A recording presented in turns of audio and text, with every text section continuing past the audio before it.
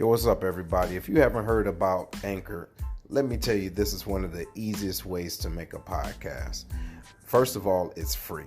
Second of all, there's creation tools that allow you to record and edit the podcast right from your phone or computer. Third, Anchor will also distribute for you so it can be heard on Spotify, Apple Podcasts, and many more. Then you can also make money from the podcast with no minimum listenership. It's everything you need to make a podcast in one place. So download the free Anchor app or go to anchor.fm to get started. Trust me, you won't be disappointed. Later.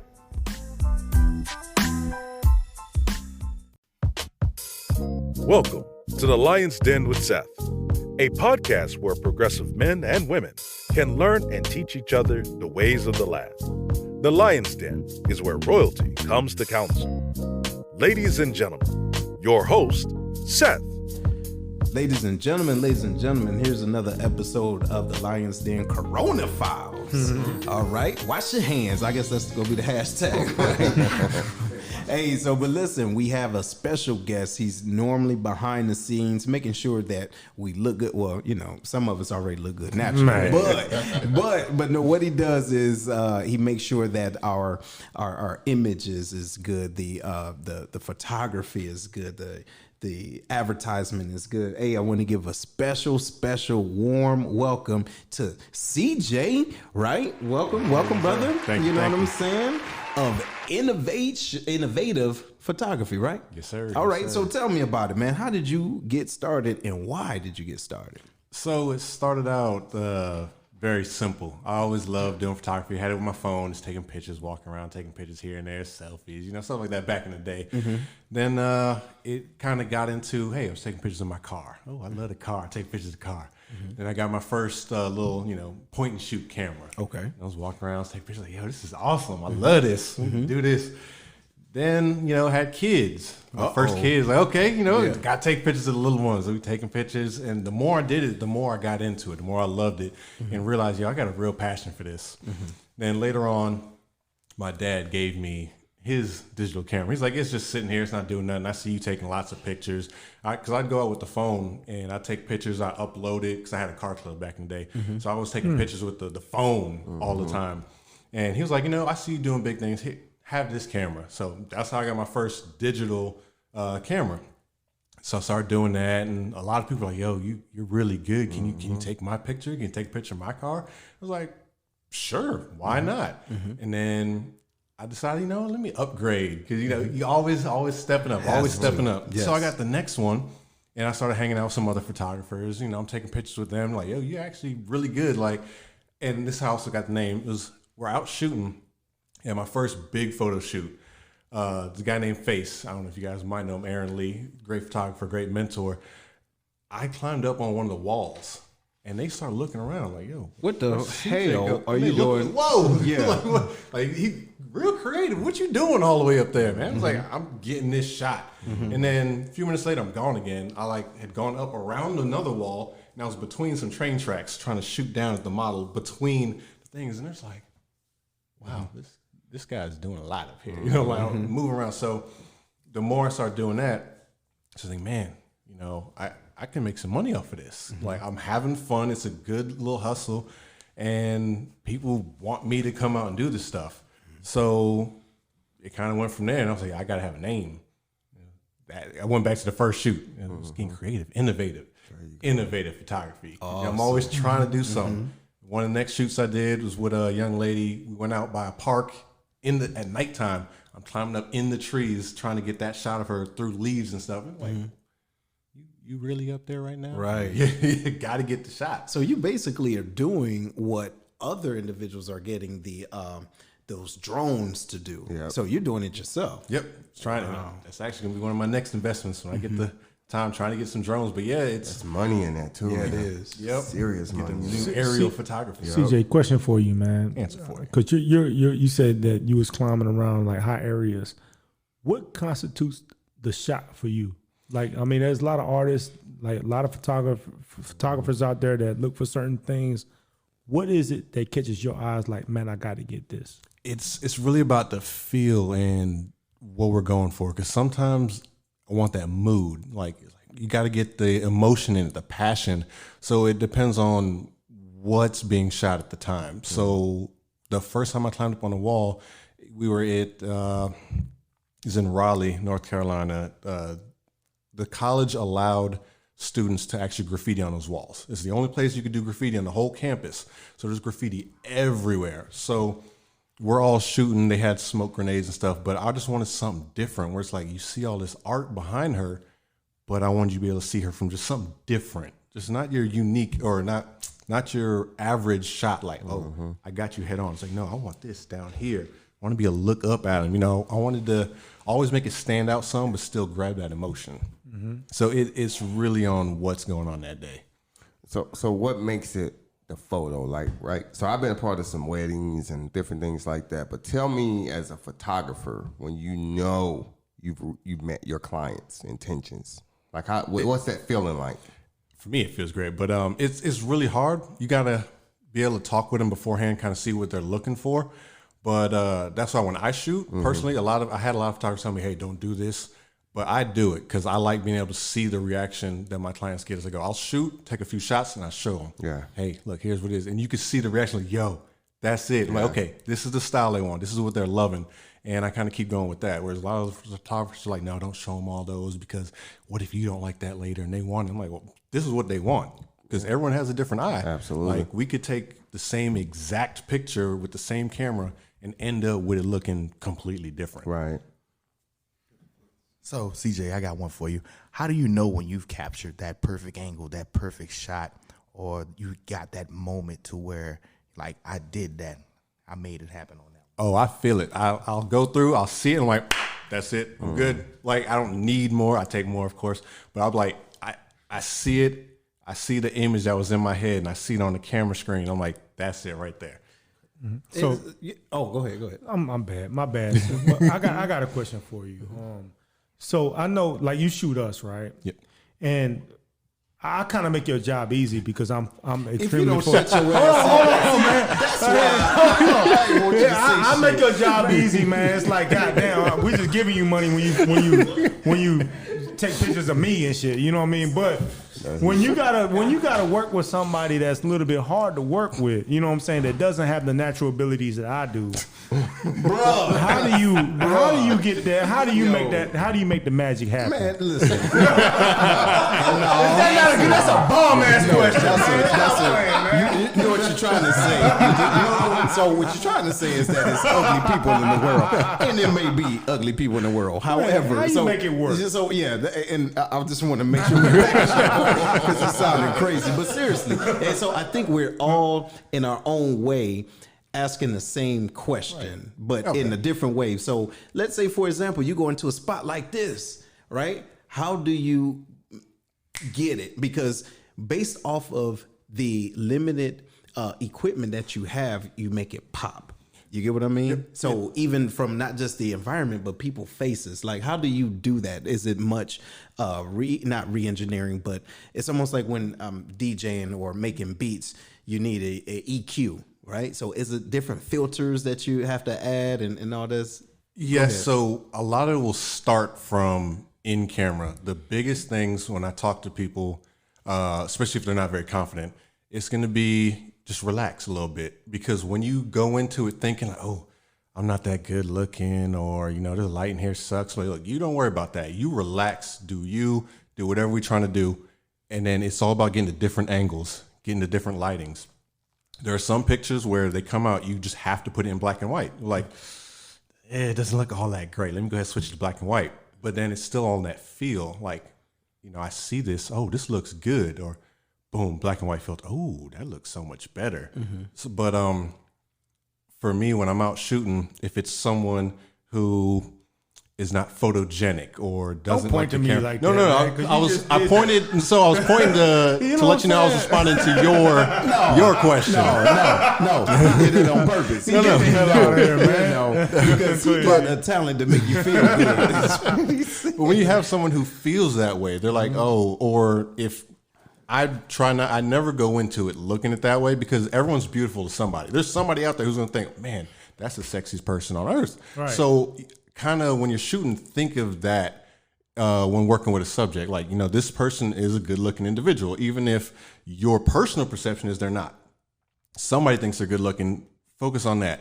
Shoot somebody with what I think people can't see my camera, but quote unquote lower looks or whatever the case may be. Still shoot them as if you're shooting a supermodel. Homely is the word. Homely. Yeah. So they don't look like Cindy Crawford. They look like because everyone wants to feel sexy. Yeah. So Frederick Douglass is handsome, bro, listen, if you look at them bitches in that lopsided fro, bro. Man, bro, he was out of line. in his day. Bro, he was out of line. Listen, look, Frederick Douglass was a slave and it looked like it on his face. But seriously, but no, and so that's good, man. That's a testimony to your talent, man, and I appreciate that. So what I've asked everybody, and you wasn't here for this, but talk about what brought you here to be a part of the Lion's Den, and where do you see it 5 years from now? So what brought me to it is with my wife and I both being kind of like entrepreneur type. We love seeing people succeed. We love helping people out.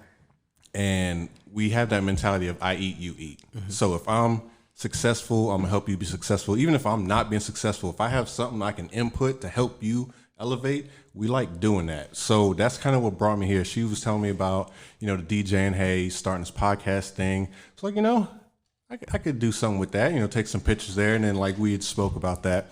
And then I started getting into the videography. It's like, okay, yeah, we can do this. Mm-hmm. And then it's like, I can learn, I give you the product. And then it also opens up some more viewers. Like I was saying, people like seeing that face to what they hear. Cause with a lot of the new generations say, oh man, I want to see what's going on.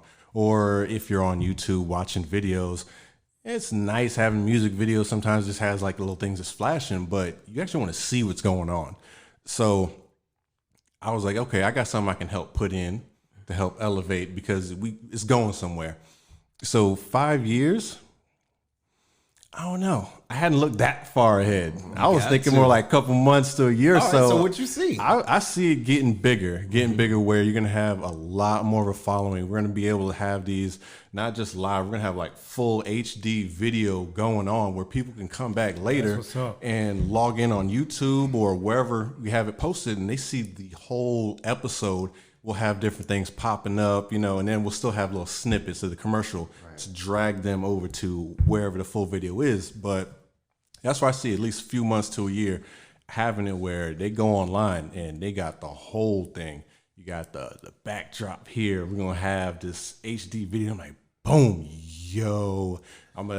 As you see me today with the gimbal, my little new toy, walking around, you're going to get different views. You're going to be able to see everything. It's going to be like the shade room. You're going to be like, yo.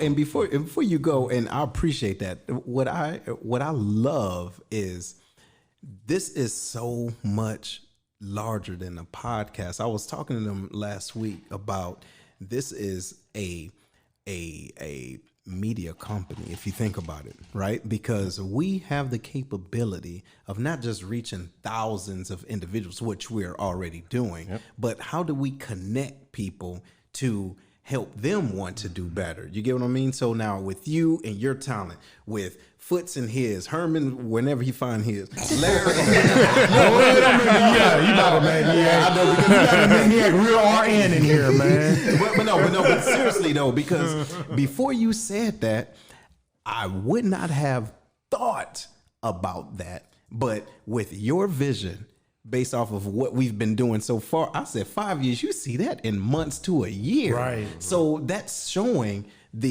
how fast we're able to go, but with working together. Man, that's beautiful. What you got, Herman? So on my way out for you, you know what I mean? Question for you is, all the young CJs out there that are taking an interest in photography, you know what I'm saying, that want to follow in your footsteps or just getting the photography game, what is the tips or the secrets that you would like to pass on to them? Like, hey, this is what you need to look out for. I would say for starters, go out and do it. Like one of the biggest things is the more you shoot, the more practice you get, the more you find out what you like, what you don't like. Don't let anyone tell you that you can't do a certain type of photography or that you need to be good in every type of photography. Because personally, I don't really like doing weddings. It's high stress. Good money, It is. but high stress. It's And like DJing, man. Yep. It's horrible because yeah. Go ahead. Oh no, you're good. Yeah, it's one of those where those are those moments you can't recapture. Like you miss it. And so for me, I know I can do it. I just don't want to get into that kind of stress levels. I know people who do not like doing babies. Period. They're great photographers. They're like, I will not shoot a baby. Why? They just don't want to work with babies. I've ran into a few people who just refuse to work with babies. I know photographer, I was working with her in Germany. We went out on a boudoir shoot together. We were having fun, like doing a shoot. She's like, this is cool. I like it. Not for me. I don't want to do this. And she actually went back to newborns. That's all she focuses on now. She's a great newborn photographer, but she doesn't want to do those kind of shoots. So I've met people who don't want to work with people at all. All they want to do is shoot landscape. So what I'm trying to tell people when they're trying to come up, go out, find out what you like, try everything. Or if you find something you like, stick with it. Become a master at it. Yeah. You know what? And to your point, I want to give a shout out to my man's Making Shots Photography, Martinez. He just left, man. Yeah, make a shot. Yep. Yeah, Walt. man. He's been getting it in, and he was here in St. Louis, and he's down there in Florida getting it. And so, to what you're saying is, find out what you like instead of doing what everyone is doing. Because he would talk to me about just different things. Everybody want to do this because they see me doing it, which is okay, but they're messing up the market, if you will, because their passion isn't there, right? Because it's almost like the 6 degrees of separation. All right. We're in the military. It's cut in half, so now it's 3. I know you know him, and you know Chief Wright because of you get what I mean, or anybody, right? But just because I'm doing this because you know me. Now you say, you know what? I can do a podcast and it's going to pop off. But do you really love it, or is it just because you can reach out and you can touch me, and that means that you can do it too? So how do you encourage an individual to find their why, if you can, like a young CJ to his point? I would say don't focus on everyone else. Find their why. Let's see. It's tricky, but you get what I'm saying? Yeah, it takes a little bit of Goes into business too. Yeah. Like why would you do this? Like if you don't love it, don't focus on. Don't make it a business. Some people don't want to do photography as a business. Some people don't want to DJ as a business. They just want to do it for fun. So I've met people who've done it where they're like, yeah, I want to go out, I want to make some money doing photography. But once they got into the business aspect of it, they're like, oh, this is a lot of work. I don't want to do this. Yeah, It's a hobby. It's a hobby, different from a business. Yeah, and there's nothing wrong with, hey, I love shooting.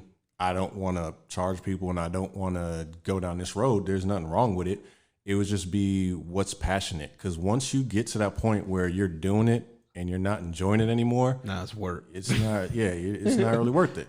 So you gotta love it. Find that balance. Like I do some shoots where I just want to go out and I just want to shoot. Hey, let's go meet up. Let's go shoot. I don't care. That's that. But I still have the business aspect where it's okay.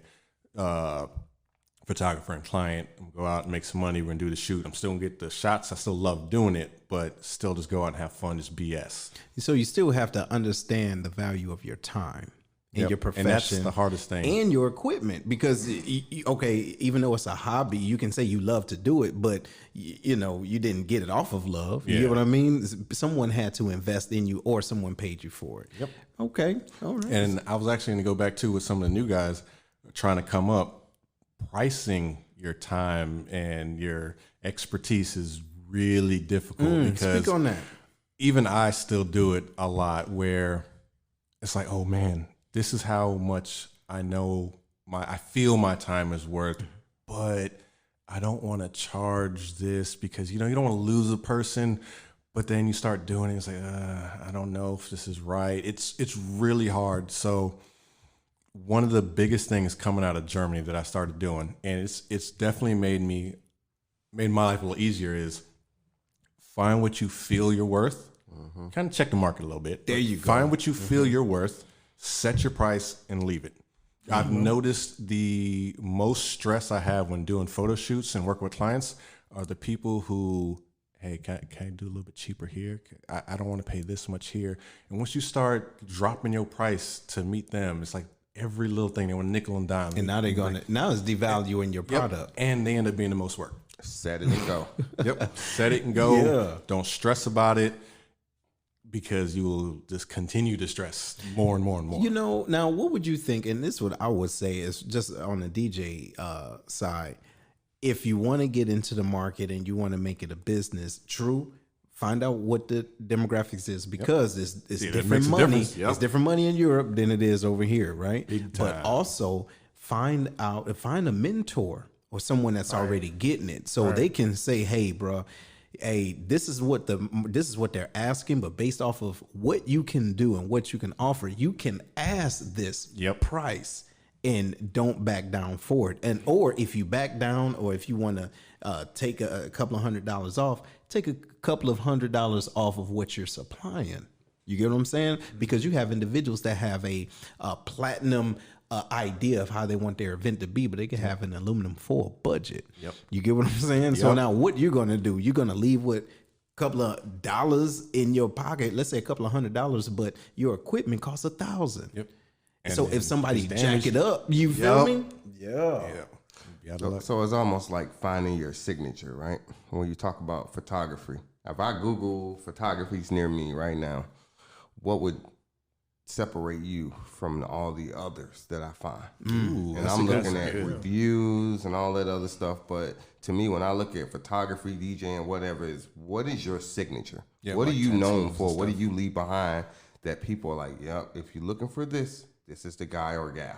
Yeah, see, and that was one of the things, even when I was in Germany, I was focused on trying to figure it out. It is extremely difficult with photography.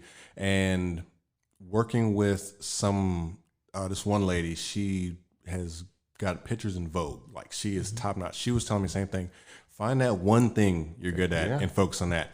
The problem is I love doing different things. So when it comes to boudoir photography, I have a style. What is that? So boudoir is that with naked chicks? Because that's what it sounds like. Yes. Sound like butt. Yes and no. So it is like butt. It is the more intimate type photography, lingerie. The problem is a lot of it was cheesy. Can I do it in silk boxers? You can do it in silk boxes. Man, that's what happens with the male photographers. It's hard for me being the guy. Right. Doing that, because there are guys out there. I know it was a joke, but there are guys out there that do that. Like, oh man, he can take pictures of women naked. Let me go ahead and get a camera. Like, no, it's not even about that. It's about the art. So what separates my boudoir style from a lot of other people, I love darker, moody style photos. Like, I do it where it's either in the room or in the studio, and I'm working on angles and it's shadowed, so you don't see part of them. And like, that's what sets my style off that way. But for other regular photography, portraits, seniors, newborns and stuff, I kind of just like play with lighting and play with angles. So you have some photographers who do that. You have some who just want to go straight on, or whatever the case may be. When it comes to everything else, it's a little harder for me. I like being more dynamic with that, because there's some days where I'm gonna shoot it. Like, you guys see me walking, I get low. Like, there's sometimes I want to shoot up, gives you bigger, more masculine type thing, and I got the mics certain ways. Other times I want to be separated and I want to see you straight on. So my style is very dynamic when it comes to regular. So when you go online, that's vision, bro. We missing the opportunity, man. We need to be doing this naked. You know what? Hold on. See, I don't know why. Okay, so listen. Anytime somebody's talking, don't make it a period. We gotta do it on his strength. You know what I'm saying, bro? Banana hammocks. Larry, get your boy. Get your boy. Let's wrap this up. Bro, he's so out of line. But no, anyway, man, look, I do want to. Damn it. Hey, you know what? We was going somewhere with it. Hey, you ready?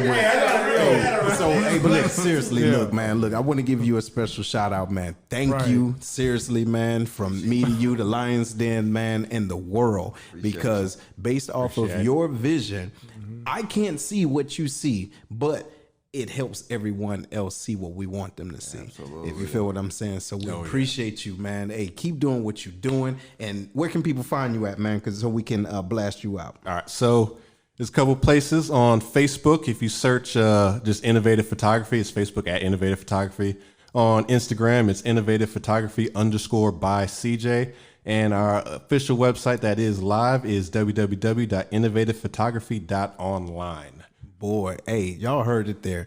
And so we have to support each other. We have to connect with individuals. Even if they're not able to do what we do, they have some added value, because if we don't do it, who will? All right. So make sure you wash your hands, do whatever you got to do. And we're going to see you on the flip flop. Welcome to the Lion's Den. Yeah. We hope you enjoyed today's show. Make sure to listen to the show on Google Podcasts, Spotify, Breaker, and Radio Public, where you can subscribe, or via RSS, so you'll never miss a show. While you're at it, if you like or dislike this episode, we'd appreciate your feedback on Facebook at www.facebook.com/Lionscast. Check out the book, The Black Collar Mindset, The Art of Strategic Thinking, on Amazon, or www.theblackcollarmindset.com, a manual to maneuver through life strategically by holding yourself accountable. Tune in next week for another episode of The Lion's Den with Seth.